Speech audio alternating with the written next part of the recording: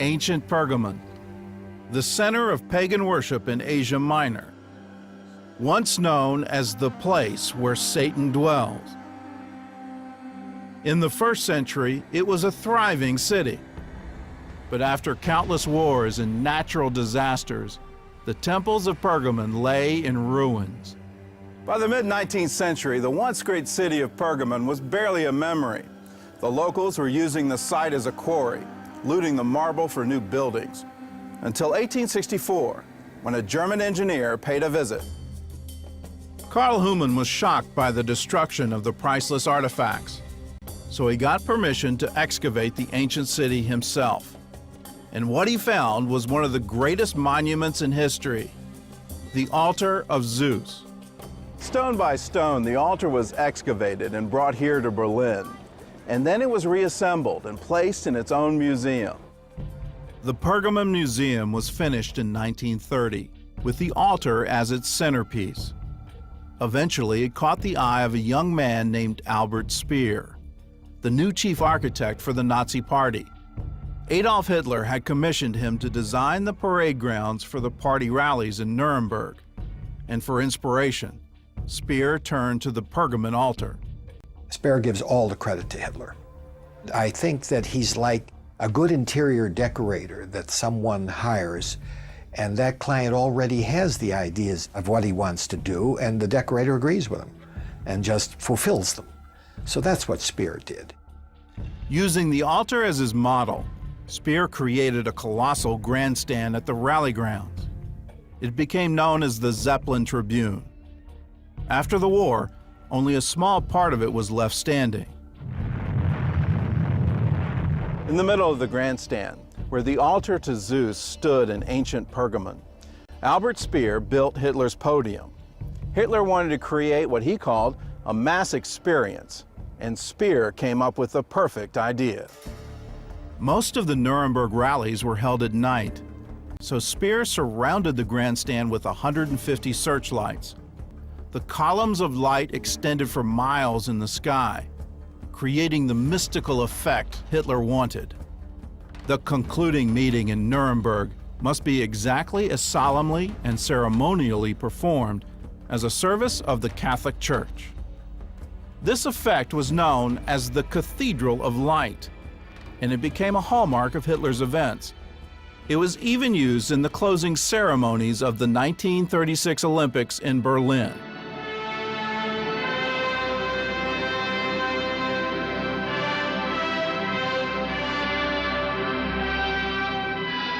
Hitler is very much aware of German mythology, and anytime you look at mythology and gods, you're looking skyward.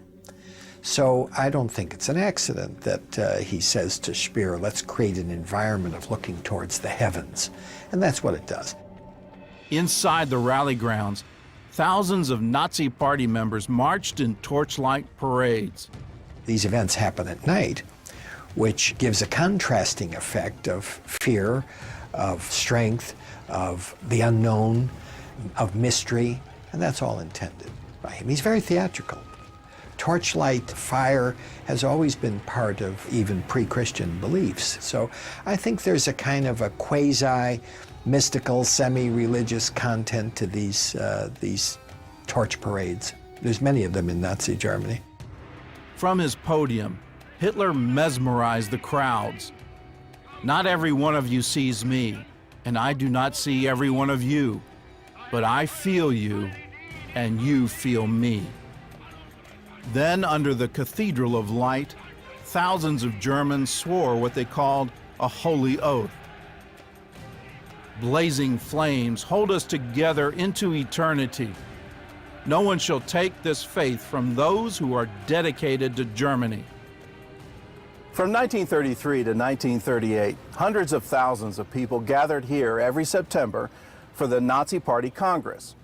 But it was the 1934 Congress that captured the attention of the world, thanks to what may be the greatest propaganda film of all time. The 1934 party film is the consummate picture of Hitler. That's it. No other film was ever made of him. And he didn't want any other film made of him. Everything that he wanted people to know about the Nazis is in that film. It was shown continuously for 12 years in Germany. Triumph of the Will was directed by a young German actress named Leni Riefenstahl. She was a famous movie star. I would characterize her sort of as a female Indiana Jones. And she was pretty and shapely and popular, romantic films, escapist. Hitler's a bit of a romantic. And so he liked her. The film portrayed Hitler as a godlike figure, the savior of the German people. Hitler's entrance in the film is from the sky, as a Messiah would be descending down through the heavens, through the clouds, to the faithful waiting for him below. And anytime he appears, any people that are anywhere near up close to him have these starry-eyed looks in their eyes, glazed looks almost, as if they're in the presence of an unearthly being. That's intentional. In his speeches, Hitler often borrowed Christian phrases, like in this scene with the Hitler Youth. After they sing their song devoted to him, Hail Hitler to Thee, which is almost like a religious chant, he goes into his speech and he says things like, "You are flesh of our flesh and blood of our blood." Well, he borrows that from the Roman Catholic ritual, with which he's very familiar. It's a very physical statement, and it resonates with that crowd. Hitler's popularity skyrocketed after the release of Triumph of the Will. The next year, more than 1 million Germans came to Nuremberg to hear his speech.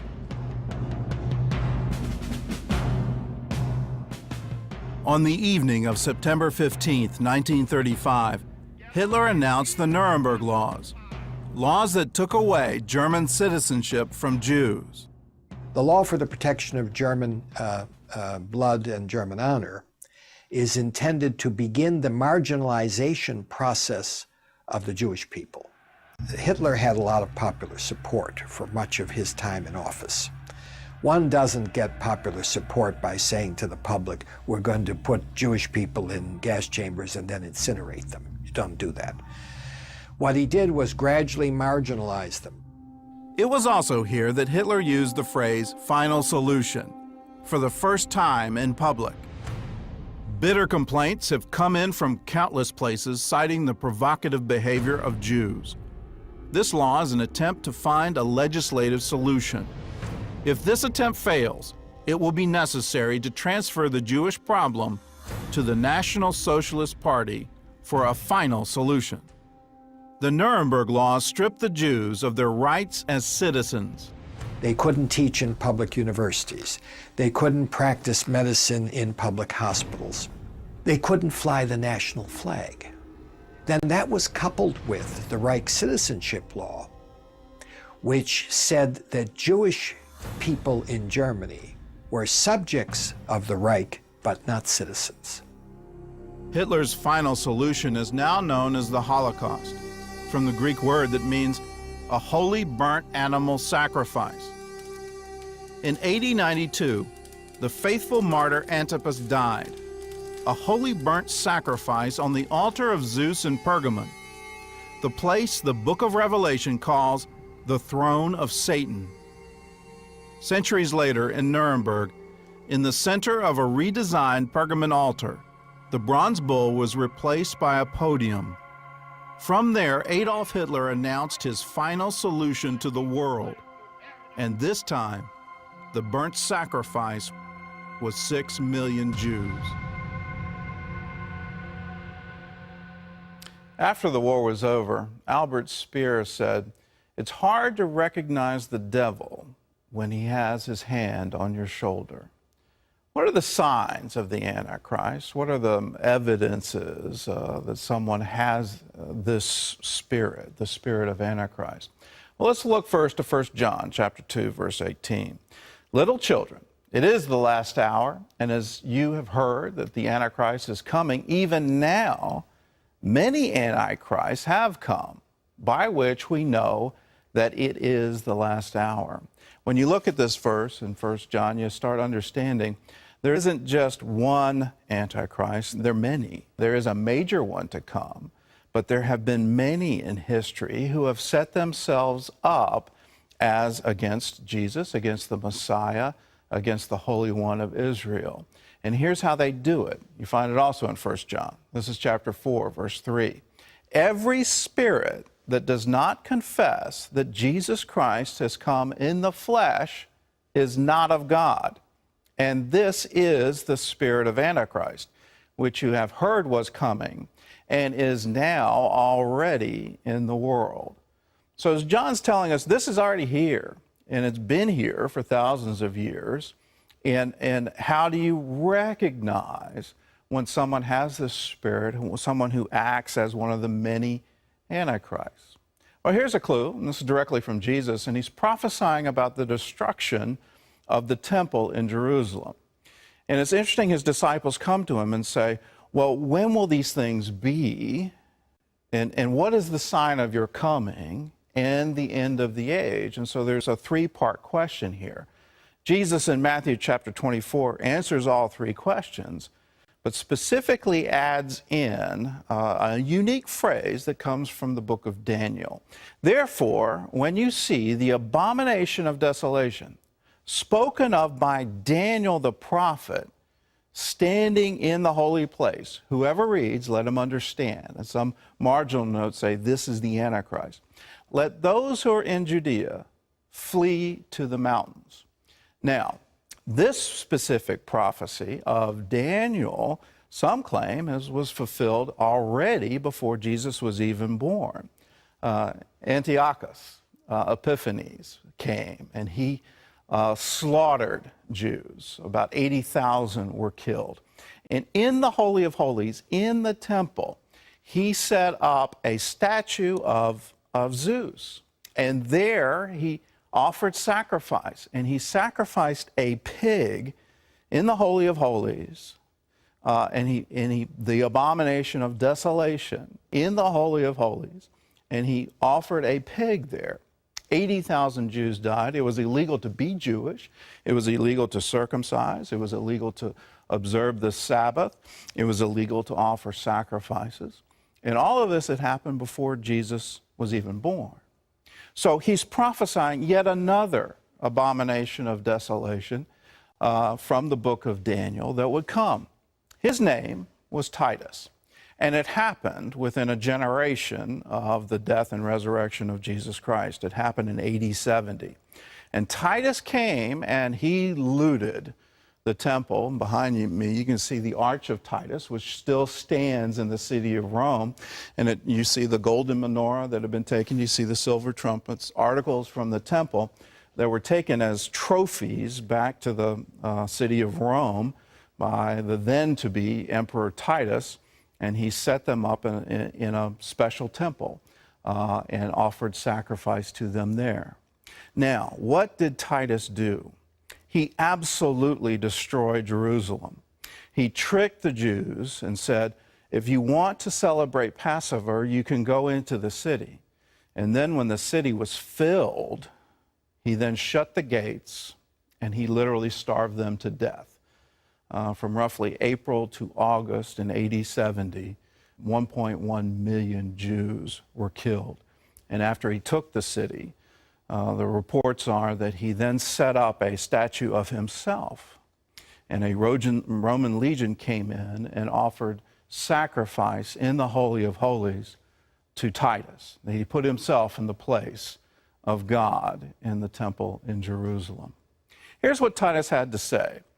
And you find this from Philostratus. He wrote contemporaneously, and he said this, he quoted Titus. After Titus had taken Jerusalem, and when the country all around was filled with corpses, the neighboring races offered him a crown. But he disclaimed any such honor to himself, saying it was not himself that had accomplished this exploit, but had merely lent his arms to God, who had so manifested his wrath.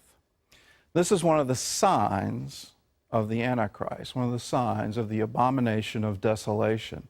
And there is yet to be filled, because we know from both the writings of Paul, the man of sin, from the writings of John and Revelation, and from the words of Jesus, that there will yet be another Antichrist who will come, who will try to set himself up in the Holy of Holies. Here it is from Daniel chapter 8, verses 23 through 26. These are the signs of the Antichrist. And in the latter time of their kingdom, when the transgressors have reached their fullness, a king shall arise, having fierce features, who understands sinister schemes. His power shall be mighty, but not by his own power. He shall destroy fearfully, and shall prosper and thrive. He shall destroy the mighty, and also the holy people. Through his cunning he shall cause deceit to prosper under his rule, and he shall exalt himself in his heart. He shall destroy many in their prosperity. He shall even rise against the prince of princes, but he shall be broken without human means. And the vision of the evenings and the mornings which was told is true. Therefore seal up the vision, for it refers to many days in the future. Now Daniel here is quoting an angel, and that angel is giving him the keys. Let's look at each one. A king shall arise. When you get the understanding, it's a king. It's an absolute ruler. And you can call them emperor, you can call him a Caesar, you can call him a Führer, you can call him a chairman, you can call him all kinds of things, but you've got to understand, he has absolute rule. When he makes a decree, it becomes the law of the land. Second, his power shall be mighty, but not by his own power. He'll have unusual things. The book of Revelation talks about he'll have the ability to give signs and wonders. He'll be so unusual in his power that even the elect can be deceived by what he's doing. So when you look at the Antichrist that have arisen, Titus said, well, I didn't destroy Jerusalem. I just lent my arms to God. You start to understand what's going on. The Führer said he was tapping into the Third Reich, the third millennial reign of the great German people. They always attribute that it's not their own power, they're tapping into some supernatural power. Third sign, he shall destroy fearfully, and then he shall destroy the mighty, and also the holy people. Start understanding, what does the Antichrist go after? He always goes after the holy people. And whether that's Jews or Christians, he targets them and tries to wipe them out. He also destroys prosperity. He exalts himself in his own heart, and then he shall destroy many in their prosperity. So we see destruction fearfully, destroying the mighty, destroying the holy people, and destroying many in their prosperity. He brings poverty, he brings destruction, he brings genocide against the holy people. And the final clue, he shall even rise against the prince of princes. He exalts himself against the Messiah, against Jesus. He puts himself in the place of the Messiah, and that's the final sign. Where's the hope? He shall be broken without human means. When we understand that God himself will intervene, God himself will bring a resolution to the Antichrist, then we can rest secure knowing our future and our hope are with him.